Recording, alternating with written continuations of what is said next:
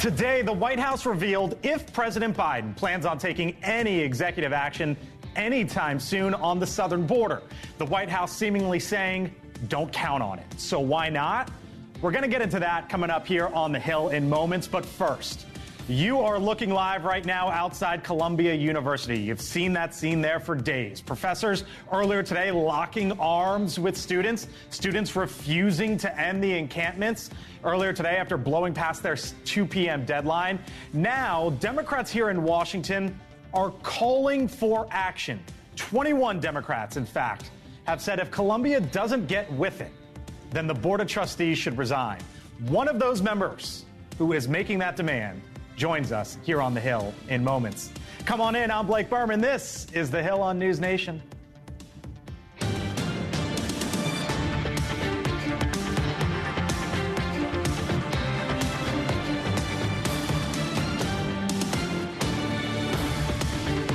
All right, here we go. Hanging out with us today, Scott Bolden, former D.C. Democratic Party chairman, NewsNation contributor as well. Tiffany Smiley, former Republican Senate candidate in the state of Washington. Brad Howard is a Democratic strategist and senior aide to House Democrats. And Aaron Perini, a Republican strategist. Hello to you all. Happy Monday. Happy Monday. Nice to have you in. I thought there was something pretty big that happened at the White House today as it relates to the southern border and immigration. We're going to get to that later in the show. But first, let's show these live pictures that we continue to see out of Columbia University. And as we've watched this day after day after day, there's been some movement. Now you have a Jewish student who is suing Columbia University, setting up for a possible class action lawsuit. You have 21 Democrats here in Washington who are saying the Board of Trustees should resign due to Title IX violations. And we're going to speak to one of them coming up. And earlier today, the House Speaker, Mike Johnson, said this. With regard to the funding, we're looking at very seriously reducing or eliminating any federal funds at all to campuses who cannot maintain basic safety and security of Jewish students. I mean, it sounds ridiculous to say that this is what it's come to, but that's what we're looking at. In the last hour, he said the president should resign. So, Aaron, the president should resign. The Board of Trustees should resign. A lawsuit. Cut the funding. And cut the funding. That's sort of what's being thrown out there right now. What's the right response?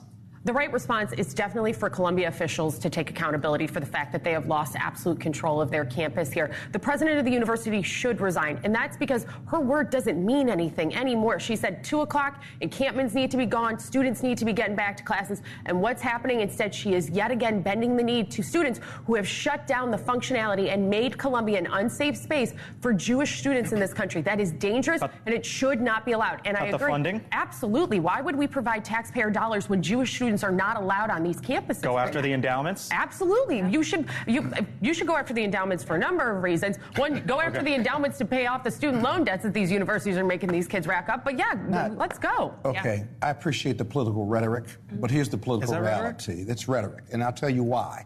Because when you call for the resignation of the board and the president, I sit on the Board of Trustees at Morehouse College and have for several years.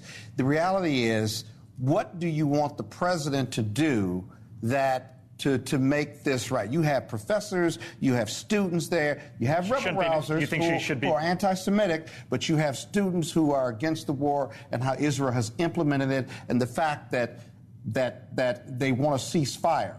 Well, Biden wants to cease fire, too. He can't control everything in regard to Israel. He's not pulling out of Israel because that's the only democracy there in that region. He could show some leadership. I mean, let's be honest. What do you want him to do? This anti-Semitism that we are seeing sweep across this country, it's being fed by the universities and by the woke ideology of the Democrat Party. It can't be fed by the universities. These are students and professors there. Tell you what, you call the police in. Hold on. You call the police in and you got another Kent State, right? That's no resolution. The president resigns, the whole board resigns. The board, you get a new board, you get a new president, and I got to tell you something. You still got complications there. Let me ask you this because you're an attorney by trade. The students suing and possibly setting up a class action lawsuit. Yeah. They got a case? They have a right to do that. They don't have a right if they don't feel safe. The reality is, Are they safe, or have things occurred that the college is responsible for and has not made them safe? It's a big difference. Sorry, these people are chanting from the river to the sea, which I don't know if people understand what that means. I understand. But that is extermination of the Jewish people. But again, I think focusing on what they're protesting is not really the issue here. The issue is how they're protesting. It's making very unsafe conditions, and it's more than just the Jewish students. There are a lot of students whose classes have been canceled, who are paying, who work hard to pay tuition, who can't go to class. Not to mention this generation, the seniors, 4 years ago couldn't do their high school graduation because of COVID. And if it's too unsafe and they can't graduate in college, you're denying them this historic moment. To be clear, though, what is happening is the president of a private university is negotiating with students on private property. And they should negotiate with them. You think so? Because the alternative is either violence, another Kent State, or if you remove them, they're just going to come back. This is a very complicated situation. It can be absolutely complicated. It can't be resolved by this conversation right here. Well, that I completely agree with. It won't be resolved by this conversation. But if we're going to have a conversation about rhetoric here, you're talking about the only outcome opportunities here would be another Kent State. That's just not a real reality here. If you push the police on them, the police aren't disciplined enough to do it any other way. But there needs to be accountability. You have a president who, yet again, has bent the knee to these students who have taken over the campus and the functionality of a top university in this country. It is absolutely appropriate. Hold on. That is always appropriate in this. Hold on, I want to call it. They've implemented I'm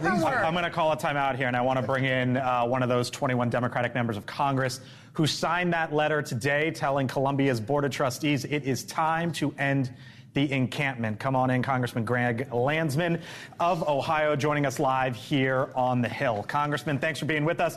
Appreciate the time. You've been listening to some of this. Your thoughts, sir? My overarching thought is that adults are failing these kids. Adults across the board. So politicians have failed these kids. Administrators have failed these kids. The faculty coming out and doing what they did today, they're failing these kids.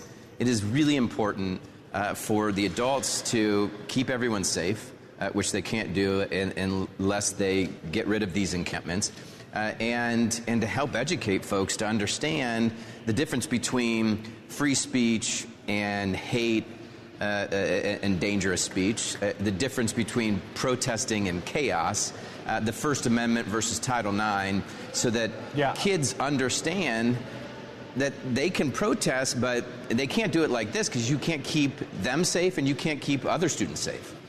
So I mentioned you were one of these nearly 24 Democrats who wrote to Columbia University saying essentially that the Board of Trustees need to resign if the encampment situation there doesn't end. Here was part of your letter. You say, quote, "Those who violate the law cannot dictate the terms of the university's ability to comply with the law.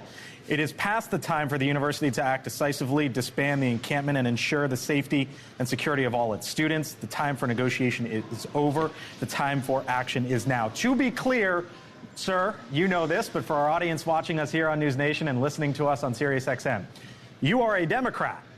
You heard Mike Johnson, obviously the top Republican here in Washington, say that the president needs to go, and I'm more interested on this idea of maybe Congress jumping in and yanking some of the federal funding. Are you with the speaker there as it relates to federal funding?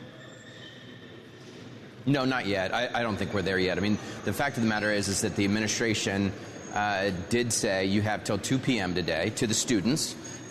Please leave, grab your stuff, go home. If not, you're going to get suspended. And that was the right decision.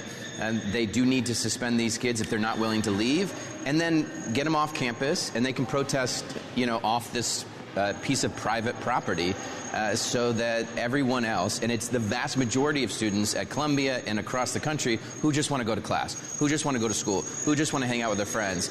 So this has to get resolved today. Tomorrow, it just has to get resolved. Lastly, sir, do you believe that Columbia has violated its Title IX obligations? I don't know. I mean, this is where I think as adults we have to de-escalate. And so I do want my colleagues to do everything they can to help the administrators. What we said in that letter was, hey, go do this. It's time. If you can't do it, step down, let someone else do it. so that kids can get back to living their lives and going to school and graduating. But I don't want to see members of Congress further inflame things. This is a moment of de-escalation and trying to get Columbia and others to do the right thing to resolve this so that kids can go back to their normal lives. And if they want to continue protesting, do so, but do so in a different, more productive, safer way. Congressman Greg Lansman from the state of Ohio, one of the 21 Democrats who signed on to that letter today. Thank you, sir. Appreciate it. Thank you. Yep, of course. Well, one of the loudest critics in the Senate has been the Democrat John Fetterman, a Harvard alum himself. He joined Chris Stirewalt on the Hill Sunday and drew a direct line between the protests and Hamas. It's very clear that there is a very germ of anti-Semitism in all of these protests, and then sometimes it flares up. It's a great American value to protest, but I don't believe living in a pup tent for Hamas is really helpful. Don't believe living in a pup tent for Hamas is really helpful. Did he say anything wrong there? No, and I think the one thing I admire about John Fetterman, and he's very clear in how he communicates, and he's usually very direct and speaks in values, and I think he's got a point there. The university's responsibility here is, again, not keeping them safe and not knowing how to deal with this, but also not anticipating this. Like, why are there not free speech zones around campus? Why are there not ways to work with them to move them into a safer spot to protect them and their ability to get their message out? Why are there not more Democrats like John saying what John Fetterman's saying? Well, because I think typically Democrats are always instinctively going to side on the ability to people to express themselves and their political views in forms of protest. In ways, sometimes to get noticed as a protest, you have to make people's lives a little inconvenient. But there's a fine line between inconvenience and unsafe. And they have crossed it, and they need to be dealt with. And when you protest, you realize you are risking arrest, generally. That's something I protested during the Black Lives Matter movement. That's an element that's always there. And so you've got to keep in mind. But it seems like they just want to get arrested and really don't want to get their point across. And I think that's confusing for a lot of people when they're losing their message. Some of them. But the problem with this protest is that you have those who, including some Jewish activists, who want a ceasefire and are against how the war has been implemented. You then have others who are there who are anti-Semitic, who want to say from the river to the sea, and that Zionism must die. And so Zionists must die. Right. Yeah. And they're all mixed in there. And then the students' messages who are anti-war, their message gets compromised. I'm not letting anybody off the hook here. But I got to tell you, if you're not on that university, if you're not a student, you got to go. If you have anti-Semitic views and you're voicing them, you got to go, and you got to remove that element. But you got to negotiate, guys. Let me ask you this real quick before we head to break. Hearing from Congressman Lansman, do you think Congress does anything? Well, it's refreshing hearing from him, and I think maybe perhaps this is the opportunity for Congress to come together. Opportunity, but do you think they get anything done at the end of the day? Let's get it done. I take that as a no. He said the adults in Congress are failing these children. Real quick, they get anything done? And I agree with that. I'm not overly optimistic that Congress is going to get it. Right. And I'll add, too, this is on a private campus. When this starts sweeping into public campuses, we have a very different conversation. Yes. All right. Still to come here from the Hill on NewsNation. From primary foes to friends, maybe? Have Donald Trump and Ron DeSantis buried the hatchet? The former rivals privately met over the weekend? Our friend Erin has worked for both of them. We will ask her what is going on there. Plus, Elon Musk makes a surprise trip to China. What is going on here? And how about this? Should you fine parents if their children get arrested? The kid gets arrested, slap the parent with a $1,000 fine. Think that's the right idea? It might happen. We'll tell you where. Not here in D.C., but give you a live look at Capitol Hill. It is a beautiful day. It is warm. We're getting close to 90 degrees here in the nation's capital. Yeah, not in the studio. It's freezing in this studio. But you're watching The Hill here on NewsNation. Stay with us. We're shivering. Well, this was a matter of when, not if, and now we know the answer is this past weekend. The Florida Governor Ron DeSantis has now met with Donald Trump. The former president, a little while ago, described the meeting on Truth Social, saying, quote, "I am very happy to have the full and enthusiastic support of Governor Ron DeSantis of Florida He goes on to say the conversation mostly concerned how we would work closely together to make America great again. All right, Aaron, you're the spokeswoman for the 2020 campaign for Trump, and you worked for Never Back Down, which was trying to elect DeSantis. You know both of these two well. When you saw that, and to be clear, you're not involved in any of the day-to-day with them now. Yes. But so I'm wondering, when you saw the headlines of this meeting happening, what'd you think? What's going on here? This is very typical of President Trump, where just give it a little bit of time, he eventually comes back around, and he was going to have a conversation eventually with Governor DeSantis. We saw reporting today that Democrats have managed to put somebody on every race to run against Republicans in the state of Florida. Democrats are really trying to make inroads there. So this conversation makes a lot of sense. Plus, Governor DeSantis does have a big pool of high-dollar donors that sit in Florida that we're kind of sitting on the sidelines right now. And so this conversation is not only good for the party, it's not only good for these two to kind of bury the hatchet and move forward, but it's good for Donald Trump in order to be able to help bring in more money. It's good for the governor to kind of let this go and for them to focus on making sure that Florida continues to take these big Republican leaps. So I heard you say good for the party, good for the state, bury hatchet, and money. Can we just erase the first three and go to money? Is that sort of what this was about with the fundraising gap, or not necessarily? Not necessarily, because when it comes to it, ultimately, people have been coming back on board for Donald Trump to give him money. Those high dollar donors. You know, there's a donor named Bigelow who was a huge DeSantis supporter who has come over to Trump since DeSantis ended his campaign. So that's not exactly what this was. I actually think there's some political implications, and with Susie Wiles at the helm over in Trump world, she understands Florida better than any political operative in the country. This was a matter of time. All right, last one for you. It's funny. We used to do this way back when, and here we are again. Should Donald Trump send Ron DeSantis around the country into the swing states? Like, can that be helpful for him at all, campaigning, or no? It could be helpful. I'm not saying it wouldn't be helpful. The governor has a great message, and he's certainly great with the base of Republican voters. And when it comes to Florida, you've seen a lot of success. I'm not sure what states they would bring him to, but that's not to say they wouldn't. He could be helpful. I think surrogates all across the country, earned media, local media, is really crucial when it comes to making sure you can win these races. Go on. I was going to say, I was chief of staff to a Florida member and run races in Florida. This also, I think, could be a consequence of. A few weeks ago, we were talking on here that Biden world was saying they're going to make it a priority, and I can't remember the panelists who said, I'll believe that when they go to Florida. Well, he did go to Florida. He went to Florida last week. President Biden and the vice president were in Florida last week. They put a Democrat in every single congressional race in Florida. Democrats are ready to compete here, and he's going to need to campaign in his own state, I think, to keep it competitive. Florida in play. Not realistically, let's be honest. Governor DeSantis has built himself a wonderful political operation in that state, which we saw run ripshot in the midterms, that all the way down to those school boards. I mean, the governor has built an operation there, and that is something that Donald Trump can tap into. And he's got a quick question. Is this a marriage of convenience, and do they really like each other, or no, they're going to break up at some point? It's just not going to last. I can't really speak to these two men's personal admiration for each other. Are they in love? Are they in love? They just don't look like they like each other. This is politics. I'm not sure they need to. It's either win or lose.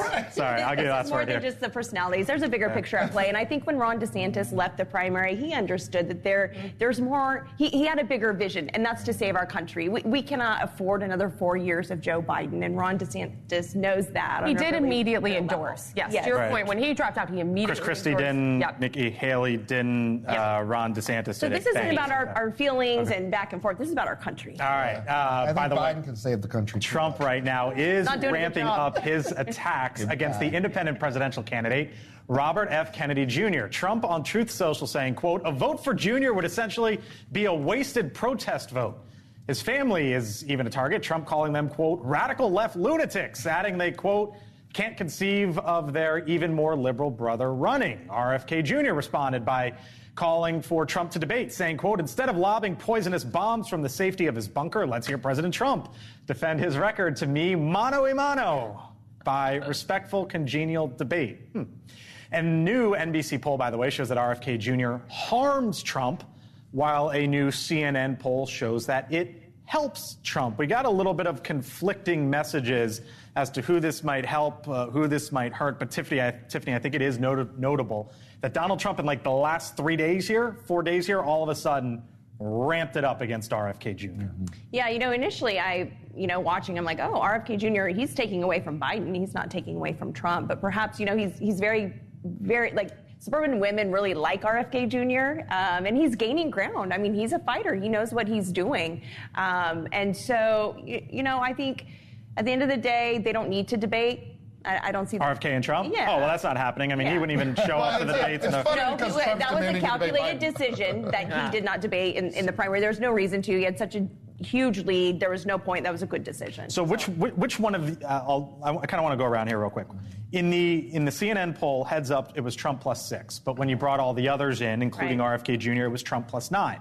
So that benefited Trump.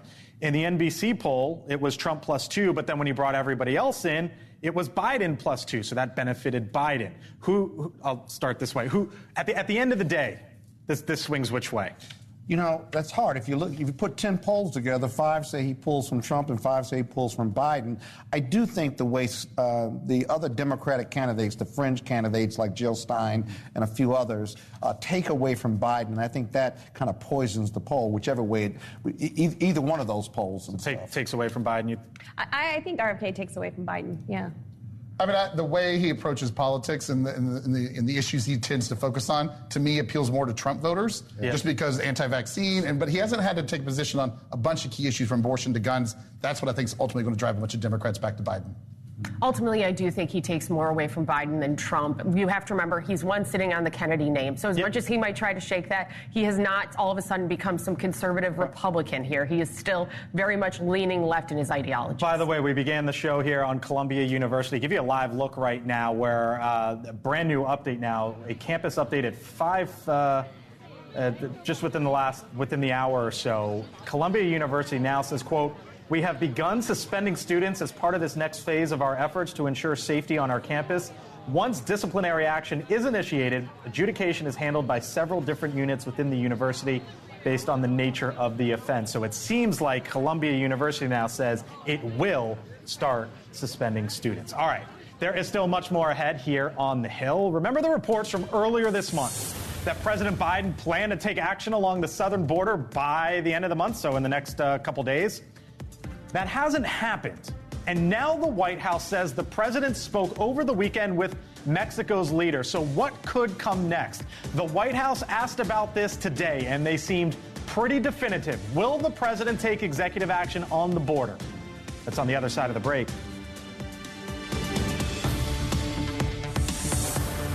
All right, welcome back here to the Hill on NewsNation. So the White House earlier today seemingly shot down the idea that President Biden would take executive action on the southern border anytime soon. And we always said that we don't believe moving with an executive action is the way to go. We want to see that proposal, but we're always going to look at all options. I don't have a decision to be made. I don't have anything to announce, but we're going to continue to call on Republicans, call on Congress to move that bipartisan Senate proposal forward.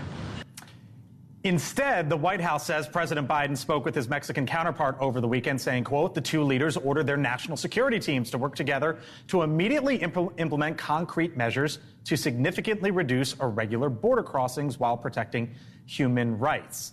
So I wonder what happened here, because this was the big story in Axios earlier this month. Quote, "Biden plans order to limit southern border crossings by the end of the month." We got now 36 hours, and you heard from the White House, or 48 hours, whatever it is. And you heard from the White House earlier today, basically, Brad saying that ain't happening anytime soon. Was that a trial balloon that popped? Hard to say. This is a complicated issue for the president. I think he hasn't done a good job of handling it. I think, you've got a very diverse Democratic constituency that can take any kind of action at the border on the executive level, very differently. And I think they want Congress, and Congress should lead on this. I mean, it absolutely should. The Senate had a great deal that would have helped the crisis at the border. President Trump killed it. House Republicans had something. Why are we not meeting in the middle here to try to discuss how to move forward? And as you saw, just funding right now, it's hard to get because of how divided Congress is. So the president's like, I think he's made a mistake here in not jumping in on executive action. But at the same time, too, Congress should be acting as well, and they just are not even debating this right now. Well, what's he going to do? What's he going to do with an executive action with no funding? I'm sorry. Secure the border, same thing he did when he came into office, and he reversed it with his executive authority. There's a whole lot in that joint statement, though. because I got a good feeling he's going to follow the roadmap of Donald Trump to some extent, because you're going to see more action from Mexico on their side of the border than him doing an executive action with no funding. And funding is very important to really be effective. I always thought the invitation for executive action by the Republicans to Biden, the same executive action that Trump never took, was a trap for him. You need funding to be an effective executive order. It's April order of election year. Right, so is he going to come back? Just now talking about this border. It's been going on for years. Well, he's not just now talking about it. Right? He's been within the last 6 to 8 months, he's just talking about it. But he doesn't beat Trump on this issue. This isn't good for him. And that's a big problem, too. People remember what it was like under President Trump and how secure we were. We just had 3 little toddlers. Well, I mean, we were caging. In Washington State, they did that. We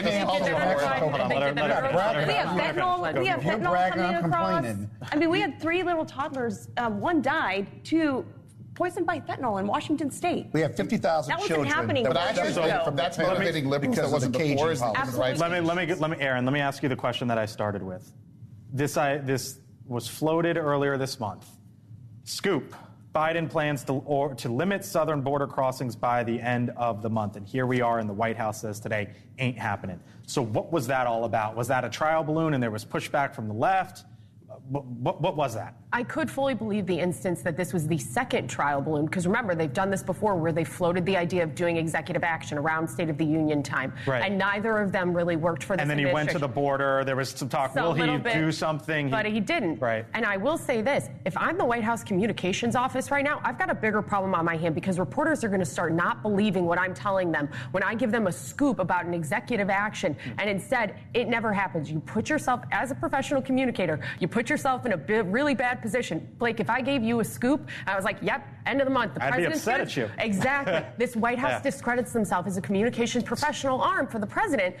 They do him a disservice when they put these definitives out like that. So there's a resolution, Brad, that is coming out this week. On the floor, under suspension.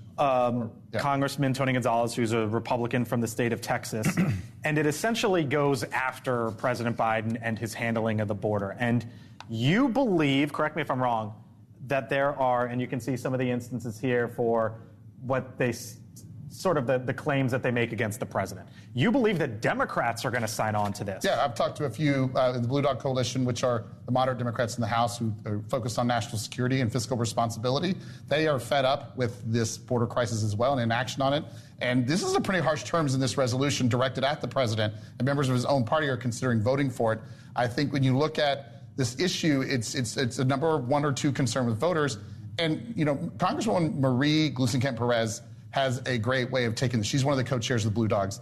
She's saying we do not have operational control at the border, and that phrase is key, operational control. If we can focus on securing operationally the processing of asylum seekers and others at the border, we can really start stemming the tide of this crisis. And so if we can keep the narrative in that and postpone any comprehensive larger immigration debate, then I think we have a shot here of finding bipartisan consensus. So you say that Democrats are going to sign on to this? Well, they may vote for it this week. It's on the floor. They may vote for it. But it's a two-thirds threshold. No, I know, but just so the viewers know, like the possibility, even if Democrats sign on of this actually passing. Yeah, so forget whether the resolution doesn't do anything; it just states the sense of Congress. Yeah, and whether it passes or not is obviously a conversation for another day. But the fact that Democrats are going to sign on to that, how many do you think?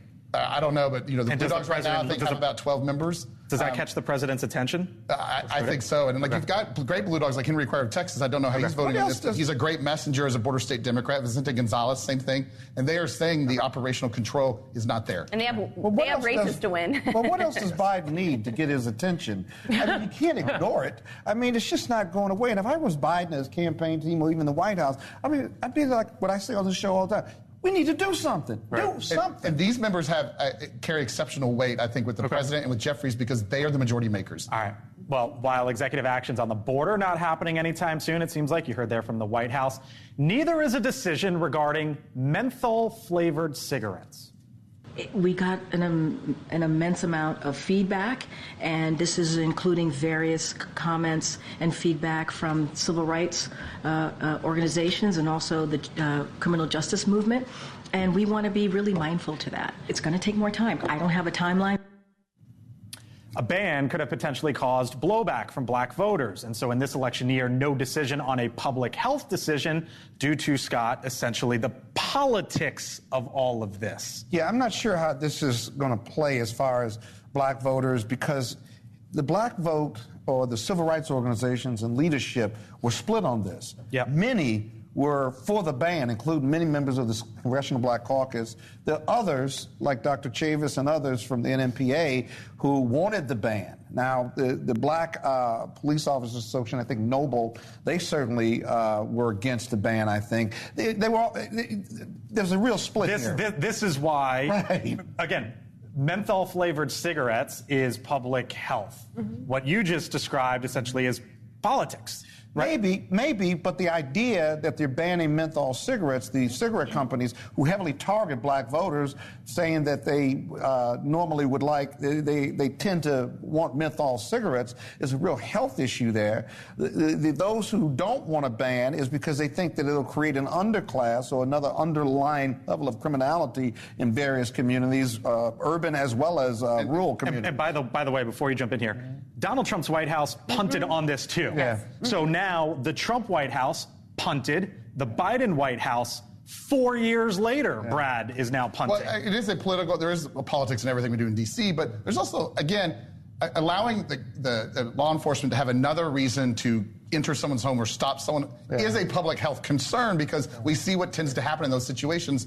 Black Americans tend to get disproportionately use of force on them and abused, and that is a public health concern. So, there's a lot of things to take into account. If they're going to take action, whoever's the president needs to take action early in their administration. Right. and not in the months leading into the All right, by the way, a major achievement for one Air Force Academy cadet. You might remember last week we spoke with that young man right there on the left, Trey Taylor, senior at the Air Force Academy and the team's top football player. Over the weekend, the Las Vegas Raiders selected Trey in the NFL draft. Next year, service members, Service Academy stars, will not be allowed to go straight to the NFL like Trey could this year unless Congress intervenes. Trey told us he thinks the policy should stand, saying it could help with recruitment. We're at some of the lowest recruitment rates we've ever had. It's a problem. All it's going to do is, it's a big problem. So all it's going to do is increase recruitment, increase money that we get for spending, and increase, the type of leaders that we have coming through the force. Now, Trey told us he looks forward to serving his country, but for now, the nation's top Service Academy football player will be a Las Vegas Raider. Very cool. Congrats to Trey Taylor. All right, still to come here from the Hill on NewsNation. He is arguably one of the great comedians of the last few decades, and now Jerry Seinfeld is blaming one political ideology for partly ruining TV comedy. So as Seinfeld might say, what is the deal with that? That's on the other side of the break when the Hill on NewsNation returns. Not bad, actually. Mapping and navigation services needed for self-driving cars in China face serious restrictions from government regulations there from the Chinese Communist Party. The full self-driving approval in China, by the way, sent Tesla's stock skyrocketing today, up 15%. So Elon and the Chinese premier there, the number 2. Around the table we go. What do you see, Scott? Well, they each have weapons, but they're hidden. Because they're competitors. They're competitors. Why would China let Elon's product in when they keep so many of our products out? But apparently competition is good for everybody because they're the number 1 producer of electric vehicles. Yeah, there's lots of questions about BYD and the Chinese electric vehicles, what it's going to mean from here. What do you see there? I see a big win for Tesla. Oh my! I mean, 15% market cap. That's billions stacked on top of each other. I just wish it was here. I wish he was doing but the not deal enough here. interest. Well, the problem is, too, is Elon Musk's politics and new kind of public profile have sent a lot of progressives and liberals who otherwise were big fans of Tesla. Your party hates him. Yeah, he's now they're getting rid of their Teslas. And he's looking for a new market where it's to make up for that damage, I think. Okay. What do you see there? I think twofold. One, Scott, to your point about him going into China and the boosting of the business. This is a win for Elon Musk. 15% is incredible. But two, going into China, you generally have to give up a lot of your proprietary information in order to get into that market. This is a win for China, too. Yeah. All right. Well, should states punish parents for crimes committed by their kids? A new bill headed to the desk of the Tennessee governor would do just that. If signed by Governor Bill Lee, for the second offense, so not the first, the second and then beyond, committed by juveniles, kids, parents could face fines up to $1,000. Now, critics say the bill would primarily affect low-income parents, creating economic hardships for families. But State Senator Brent Taylor, he's one of the bill's co-sponsors, says, quote, by holding parents accountable, they are more likely to know what their children are doing and more likely to get their children the help and oversight that is needed. Is this going to get challenged, Scott, if this passes? Yes, it is, because if this is a criminal statute, then you've got to have criminal intent. And I'm not sure how you convince a court or jury that not knowing everything your child is doing, that you have formed the intent to not be responsible for them. I actually like the bill. My grandmother said, that boy ain't got good upbringing. Well, this is the good upbringing bill, because it holds them accountable. By the way, if you can't afford in the bill the $1,000 or up to $1,000, you can do community service. I like that too. But I mean, that's a problem. You still got to have good upbringing. That's a problem if you're hourly wages and you're taking care of your kids, and then you're also trying to, it just makes being a parent even harder. I think the intent behind this is great. I'll give Republicans a lot of credit. They're so good at these types of bills, messaging bills, because my instinct when I read it was like, that makes sense. And then you think of the practical implications. As long as there are ways of families who are really cash-stricken and really struggling to get by can adapt to it while still being inconvenienced, and the inconvenience part is the motivator, then I'd be fine with it. But finding parents doesn't guarantee that they're going to take accountability for their children. And after a few grand, it might. I mean, who knows? They're going to run. The portion nobody's looking at here, which is, what if you are the parent who is involved in your child's life, and your child is still causing issues, getting arrested, getting pulled over, what do you do for that parent who has said, I have done everything I can for my child, and they are still committing these crimes, and now you're punishing me for every attempt I've made to be a good parent? That's my biggest concern with this. Yeah, I'm a mom of 3 boys, and they're awesome. They're watching. I love you, boys. Right. But boys can't be boys. That's what you're really saying. But, I always tell them too. It's like, I want you to make mistakes here when you're with me. And when you're with our family, because this is where you learn, and this is where you go out into the world. And I don't know, I think it puts a lot of pressure and undue pressure, and parents need to take accountability. I think the scenario you raised is a good one, but I got to tell you, I can't believe that's more than 10%. I mean, normally that's still a big percentage. It may be, and maybe there's some more legislation, but this will be challenged in court. Yeah, we'll see about the constitutionality. I suspect, the threat to keep me in line was usually a switch or a belt. So that's all I needed. I was more afraid of my parents than I was of the police anyway.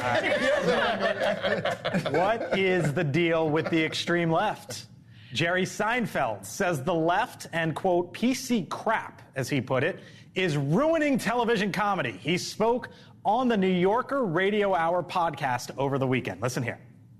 It used to be you would go home at the end of the day, most people would go, oh, Cheers is on, oh, MASH is on, oh, Mary Tyler Moore is on, All in the Family's on. You just expected there'll be some funny stuff we can watch on TV tonight. Well, guess what? Where is it? This is the result of the extreme left and PC crap and people worrying so much about offending other people. Jerry Seinfeld turned 70 today, by the way, in case you didn't know.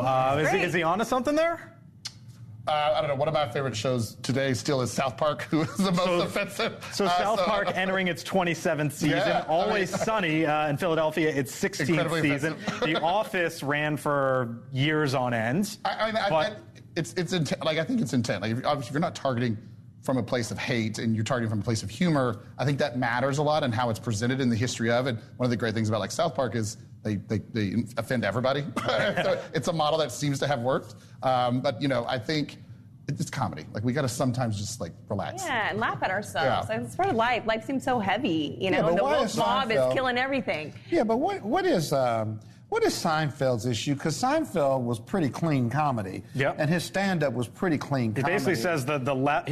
His complaint is that the left has just sort of every joke gets criticized, and then the eventual joke that comes out is like falls flat and went home. I love comedy shows, and I go to comedy shows, and people tell dirty jokes, and they go around. As long as they offend everybody, I'm fine. And they're not using any really, really bad racially derogatory terms. It was the White House Correspondents' Dinner over the weekend. Of course, lots of comedy there. This was probably my favorite moment of it. One of the funniest things I found watching.